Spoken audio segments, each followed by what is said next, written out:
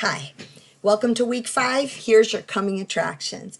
So first of all, this week we are going to look at what it takes to have a culture of change. What's it take to have a climate that's ready for change?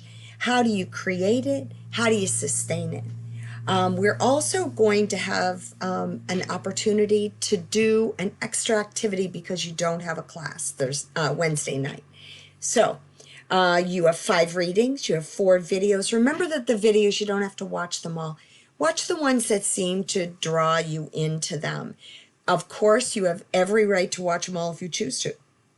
You are entering into week 5, and this is one of those 2-week discussions. So this week, you are going to do a posting, and next week you will respond to other students. So again, in week 5 discussion, you simply are posting a response to the directions. You are also going to be talking about the Sarah model this week.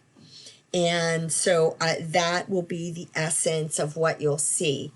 Now, in terms of your group activity, this is your chance to look at what happened at Toys R Us.